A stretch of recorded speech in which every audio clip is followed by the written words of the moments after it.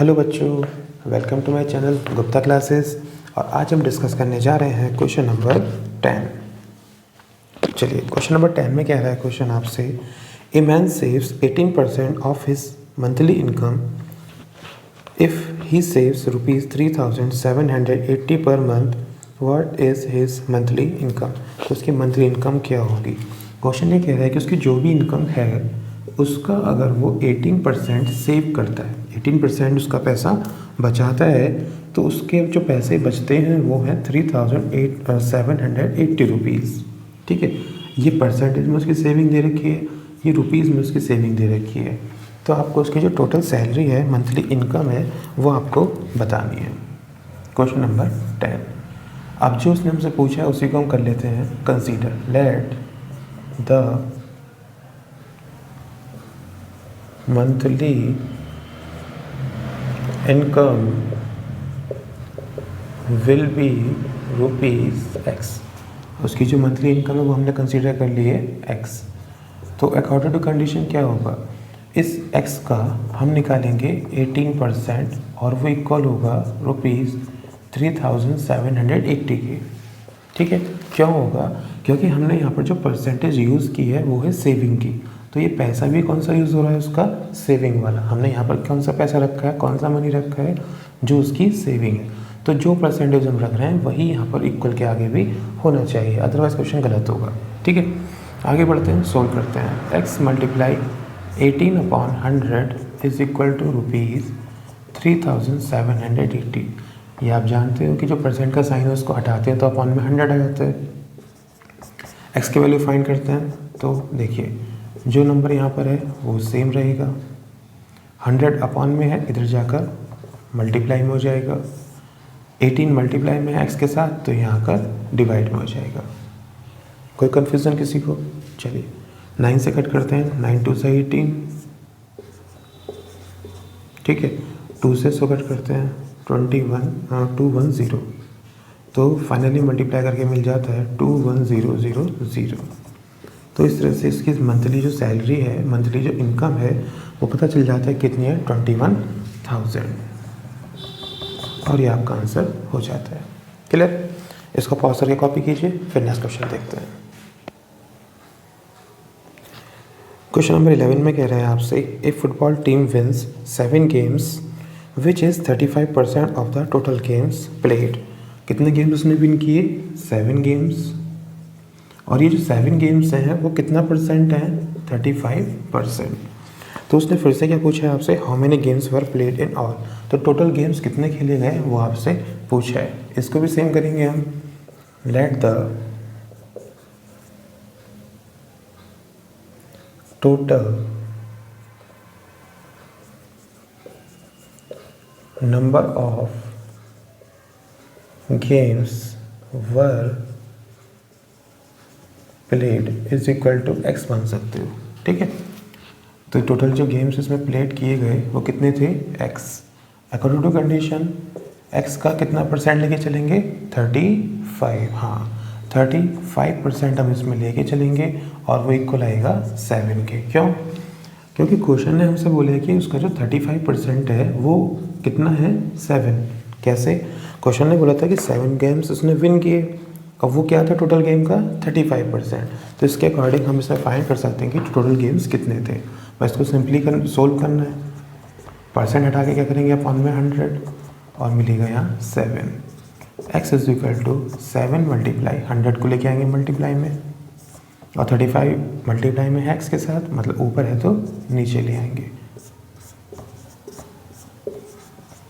तो फाइनली हमें पता चल जाता है कि टोटल जो गेम्स वहाँ पर खेले गए थे वो कितने गेम थे, 20 गेम्स।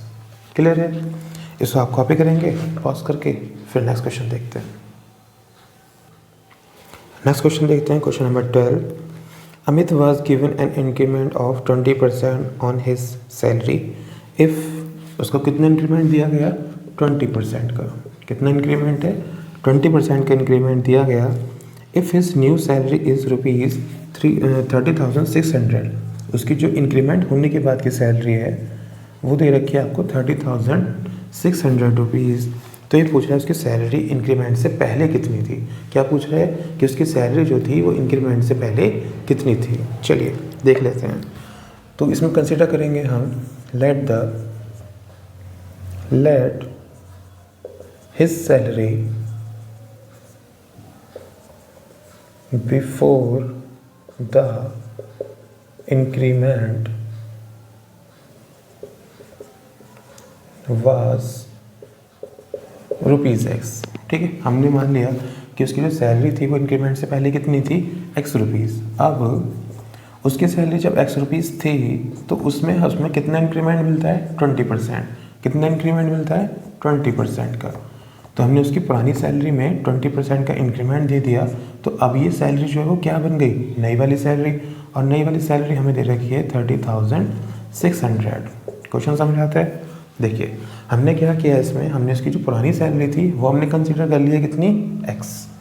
अब X में 20% इंक्रीमेंट मिल जाता है। जब 20% इसमें इंक्रीमेंट मिलेगा तो वो बन के जाएगी, ये पूरी मिलाकर क्या बन जाएगी, न्यू सैलरी। और न्यू सैलरी हमारे पास है ₹30,600। क्लियर।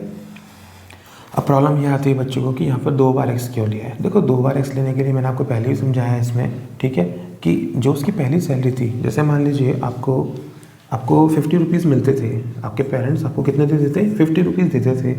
अब उन्होंने कहा कि हम ₹10 और बढ़ा रहे हैं, तो इसमें जो पहला पैसा आपको मिलता था वो तो मिलेगा, और जो ₹10 एक्स्ट्रा है वो और मिलेगा। तो फाइनली आपको अब ₹60 मिलेगा कि नहीं। सिर्फ ऐसा थोड़ी है कि आपको वो ₹10 ही देंगे, ₹50 नहीं देंगे। तो सेम केस यहाँ पर है कि जो उसका पहला पैसा है वो तो यहाँ पर रहेगा, जो उसको आगे मिल रहा है, क्योंकि 20% अपने आप में कोई वैल्यू नहीं है। 20% जब किसी के साथ लगेगी तब वो बनेगा, ठीक है। जैसे कि यहाँ पर उसकी जो सैलरी है उसका 20%, जो उसका इंक्रीज़ हुआ है 20% किसका, उसकी पुरानी सैलरी का इंक्रीज़ हो गया। तो ये तो हमें मिला सिर्फ और सिर्फ इंक्रीमेंट, और ये इंक्रीमेंट पुरानी सैलरी के साथ मिलकर बनाएगा new salary.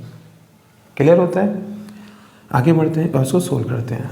x plus x का आप जानते हैं 20% दे रखा है तो अपॉन में 100 आएगा, और यहाँ पर आएगा 30,600।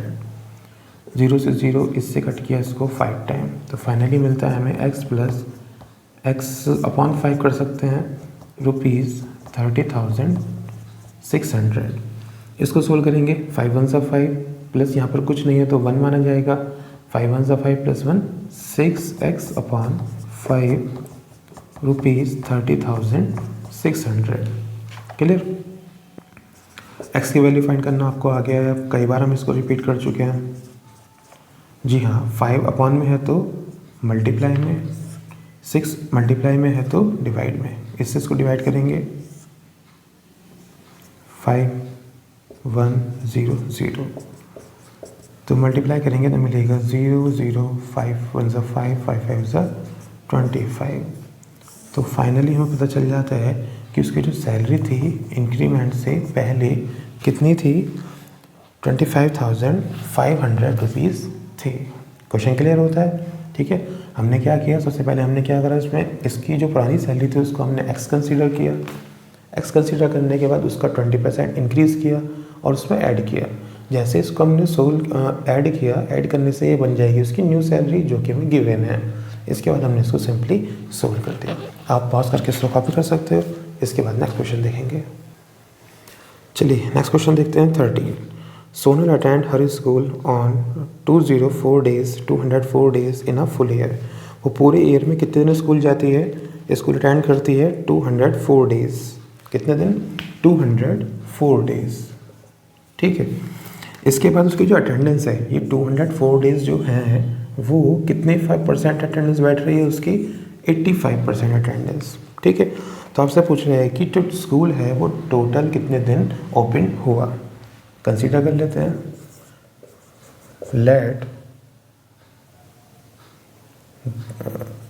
The number of days on which the school was opened is equal to x। हमने मान लिया कि स्कूल जो था वो टोटल डेज कितने दिन ओपन रहा, x डेज। अब आते हैं अपनी अकॉर्डिंग टू कंडीशन पे। क्या कि x तो टोटल डेज हो गया। अगर मैं इसका 85% निकालता हूँ तो 85% उसका गिवन है हमें कितना 204, क्योंकि क्वेश्चन ने बोला था कि उसने जो स्कूल अटेंड किया है 204 डेज और वो क्या था टोटल डेज का 85%। कितना परसेंट? 85%। तो मैंने भी तो यही किया, टोटल डेज का 85% निकाला और 204 रख दिया है।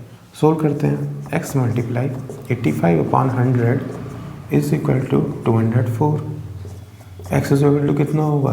बिल्कुल 100 डिवाइड में है तो मल्टीप्लाई में, 85 मल्टीप्लाई में है तो डिवाइड में। क्लियर आता है समझ में इतना?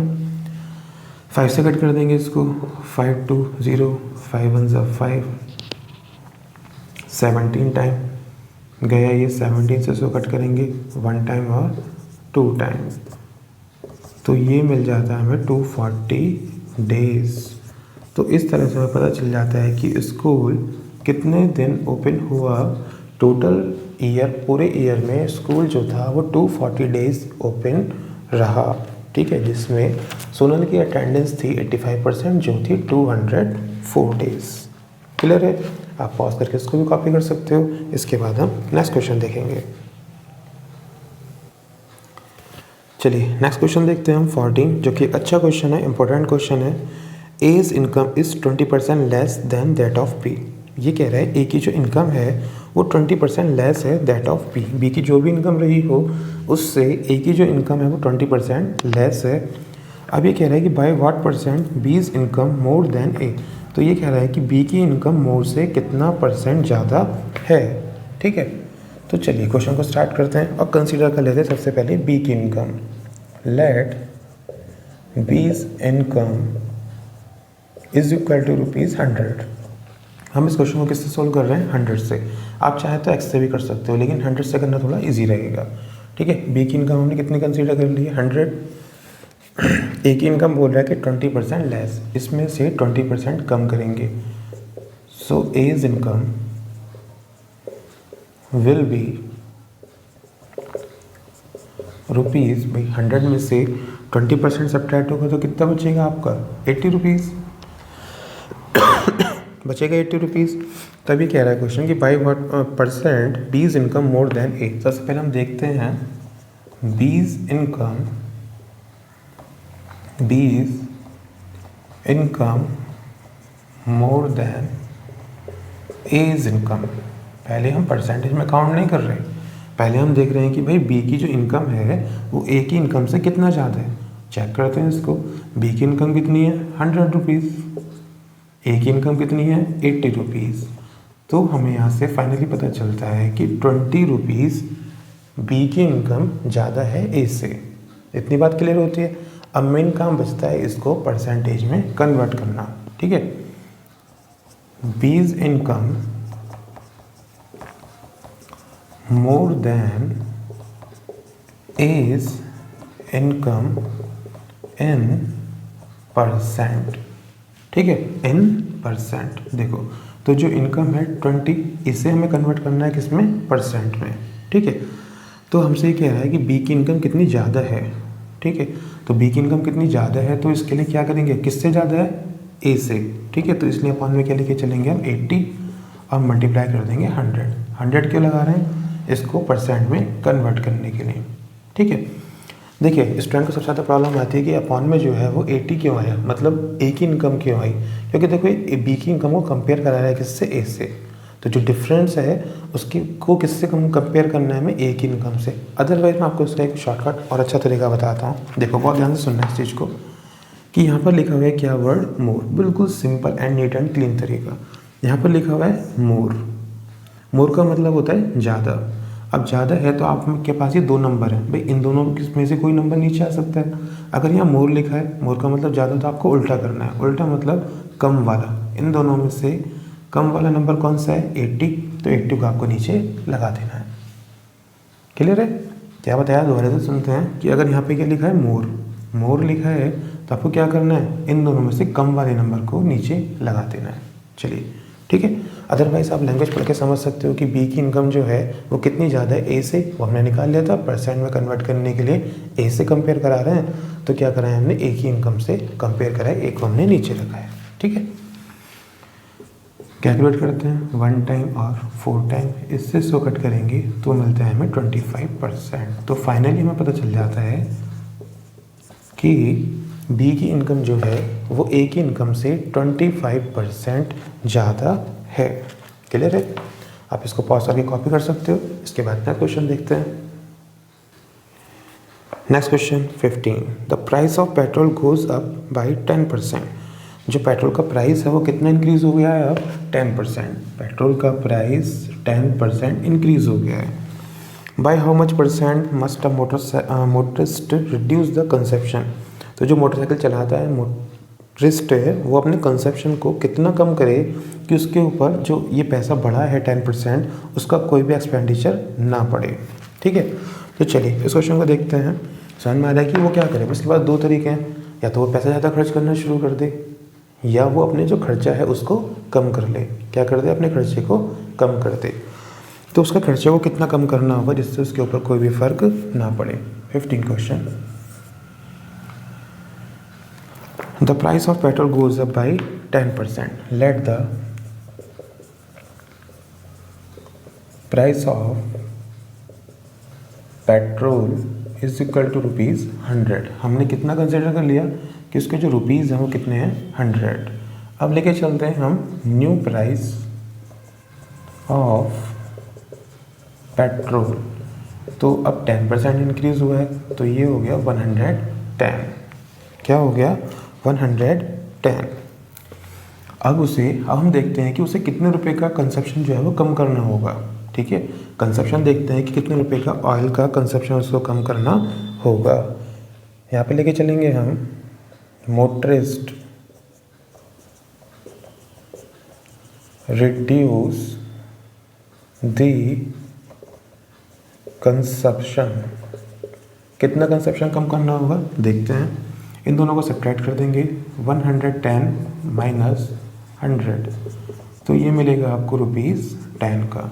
उसको 10 रुपीज़ के पेट्रोल का कंजप्शन कम करना होगा। पर क्वेश्चन ने तो हमसे किस में मांगा है? क्वेश्चन ने मांगा है हमसे आंसर परसेंटेज में। किस में मांगा है? परसेंटेज में। तो चलिए इसको कन्वर्ट कर देते हैं परसेंटेज में। और क्या, motorist reduce the consumption in percentage. ठीक है, जैसा कि मैं आपको अभी सिखाया था, जो नंबर है पहले तो उसको लिखेंगे, अपॉन में क्या आएगा? मेन प्रॉब्लम आती है उसी की। देखो इसको भी देखो, रिड्यूस करेगा तो क्या है भाई, ज़्यादा वाले को तो कम करेगा, कम वाले को कम थोड़ी करेगा। तो ये तो बहुत सिंपल है कि अपॉन में क्या आना है? 110। क्या आना है? 110। पर आपको और भी शॉर्टकट चाहिए, आपको बिल्कुल टेंशन नहीं लेनी है। तो क्या करना है? देखो पकड़ लो, इसका वर्ड लिखा है रिड्यूस। रिड्यूस का मतलब कम। रिड्यूस का मतलब क्या होता है? कम। अगर रिड्यूस कम है तो इन दोनों में से ज़्यादा वाला कम है। उल्टा बताया था ना मैंने कि ज़्यादा वाला कौन है? ये है, तो इसको अपॉन में रख दो और आगे बढ़ जाओ, मल्टीप्लाई 100%। क्लियर होता है?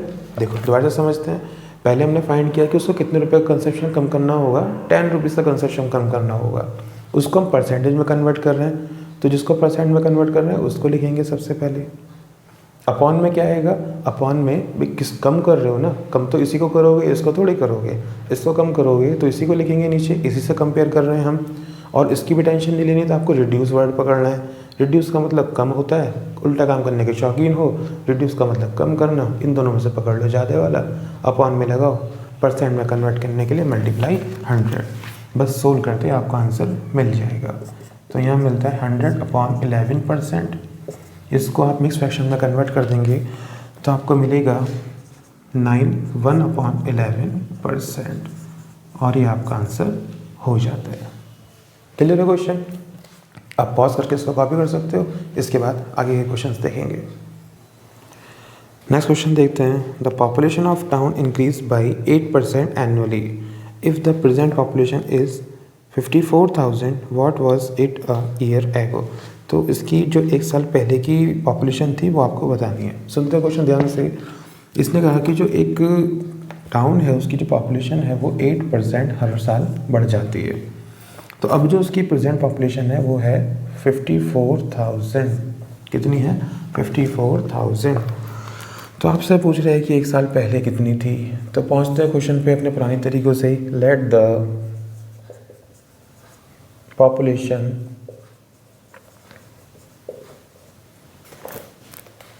ए year ago is equal to X. मान लो कितनी थी, या ऐसे लिख सकते हो एगो वाज एक्स। एक साल पहले उसकी पॉपुलेशन थी वो थी एक्स। अकॉर्डिंग टू कंडीशन, अब एक्स तो उसकी पहले थी हर साल कितनी बढ़ती है? 8%। तो बढ़ा दो भैया 8%। लेकिन 8% किसका? पुरानी पॉपुलेशन का। तो यहाँ एक्स लगना कंपलसरी है। क्लियर समझ में आ रहा है? तो ये परेशान मत होना कि 2 बार एक्स क्यों आता है। देखो पहले जो थी वो तो रहेगी, 8% बढ़ी है, लेकिन 8% किसका? एक्स का। क्यों? क्योंकि एक्स तो पुरानी उसकी जो पॉपुलेशन है वो है ही। तो अब देखो 8% हमने इसको इंक्रीज़ कर दिया, तो अब ये बन गई है न्यू वाली पॉपुलेशन। ठीक है। और वो जो कि हमें दे रखी है 54,000। कितनी दे रखी है? 54,000। तो ऐसे सिर्फ सिंप्लीफाइज इसको सिंपली सोल्व करना है और एक्स की वैल्यू फाइंड करना है। परसेंटेज हटाने के लिए जानते हो बहुत अच्छे से 100/100 मिलाते हैं। ठीक है। और यहाँ से मिल जाएगा 54,000 जो कि हमारा सेम चल रहा है। आगे सोल्व करेंगे, कट करेंगे इसको, 2 से कट कर देते हैं। 4 टाइम 50 टाइम, 2 टाइम 25 टाइम। तो यहाँ से मिलता है x plus 2x upon 25 is equal to 54,000। ठीक है। 25 × 25 plus 2 27x upon 25 is equal to 54,000। X की वैल्यू फाइंड करेंगे, सेम तरीका रहेगा। जो नंबर है उसको बिल्कुल परेशान नहीं करना है, ऐसे कैसे कॉपी करना है। ये डिवाइड में है एक्स के साथ, इधर आएगा मल्टीप्लाई में। 27 मल्टीप्लाई में है तो वो आएगा डिवाइड में। इससे जाएगा 2 टाइम 0 0 0 मल्टीप्लाई करना आता ही है। 25 2 से 50, 3 0 ऐसे के ऐसे। तो आपको पता चल गया, क्या पता चल गया? पॉपुलेशन एक साल पहले थी 50,000। कितनी थी इस गांव की, इस टाउन की जो पॉपुलेशन थी वो कितनी थी? 50,000। ठीक है। क्लियर है क्वेश्चन? चलिए इसको कॉपी कर लीजिए पॉज करके, फिर आगे के क्वेश्चन देखेंगे। नेक्स्ट क्वेश्चन में कह रहा है आपसे the value of the machine depreciate every year by 20%। एक जो मशीन है उसकी जो वैल्यू है वो हर साल 20% डिक्रीज़ हो जाती है। कितना डिक्रीज़ होती है? डेप्रिशिएट होती है 20%। उसकी जो प्रेजेंट पॉपुलेशन है, पॉपुलेशन नहीं प्रेजेंट कॉस्ट जो है इसकी वैल्यू है वो दे रखी है आपको ₹1,60,000। कितनी दे रखी है? 1,60,000। तो पूछ रहा है कि एक साल पहले उसकी कॉस्ट कितनी थी। ठीक है। तो 17 में कंसीडर कर लेते हैं। Let the value of machine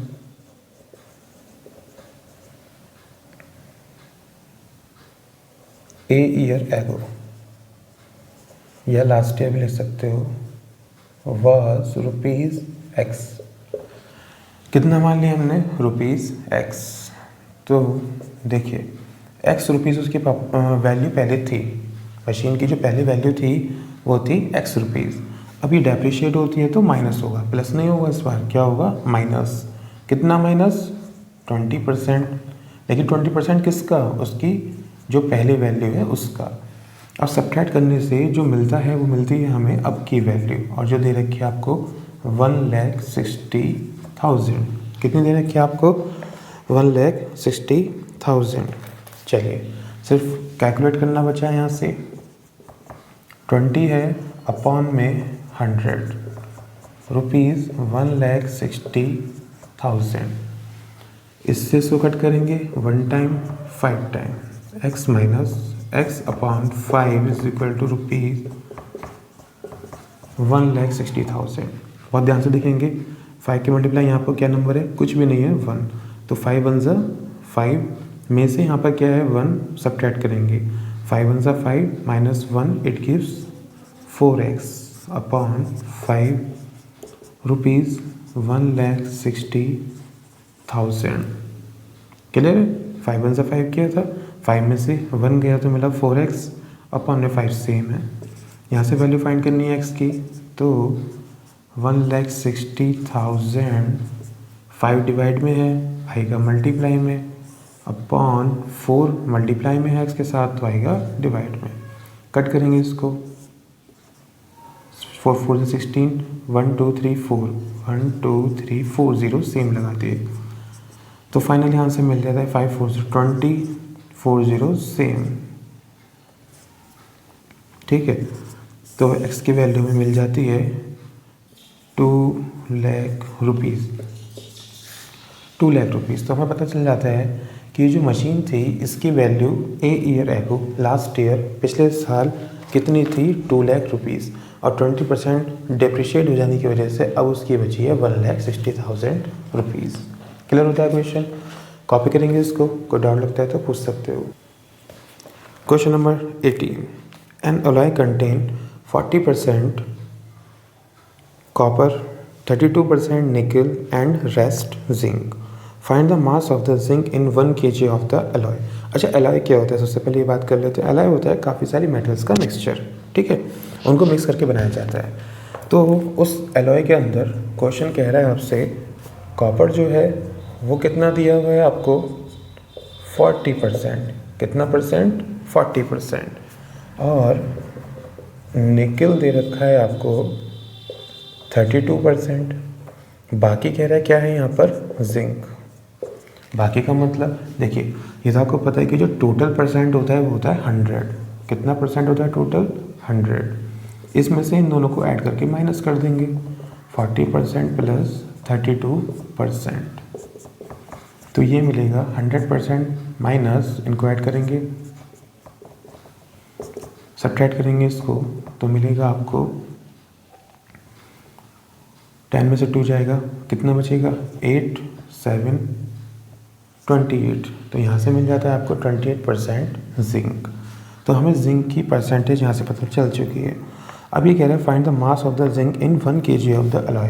यहाँ पर जो अलॉय है उसकी अमाउंट देती है हमें 1 kg। 1 kg मीन्स 1000 ग्राम। कितने ग्राम? 1000 ग्राम। ठीक है, तो अमाउंट किसकी निकालनी है? हमें मास निकालना है जिंक का। सो मास ऑफ जिंक, देखिए टोटल कितना है हमारे पास अलॉय 1000 ग्राम, जिंक की परसेंटेज है 28%, और सोल्व करके हमें पता चल जाएगा कि उस 1 kg अलॉय के अंदर जिंक की जो मास है, जिंक का जो मास है वो कितना होगा 1000, 28/100, 20 से 20 कैंसिल, और यहाँ से मल्टीप्लाई करके पता चल जाता है हमें कि इस 1 kg के अंदर 280 ग्राम अलॉय 280 ग्राम इसके अंदर जिंक होगा। ठीक है, तो मैं उम्मीद करता हूँ यहाँ तक ये क्वेश्चन समझ में आएंगे आपको। अगर फिर भी कोई क्वेश्चन समझ में नहीं आया तो कमेंट बॉक्स में जाके आप बता सकते हो। आज की क्लास को हम इतना रखेंगे, मिलते हैं नेक्स्ट क्लास। वीडियो पसंद आया हो तो वीडियो को लाइक कीजिएगा और चैनल को सब्सक्राइब कीजिएगा। Okay, thank you students.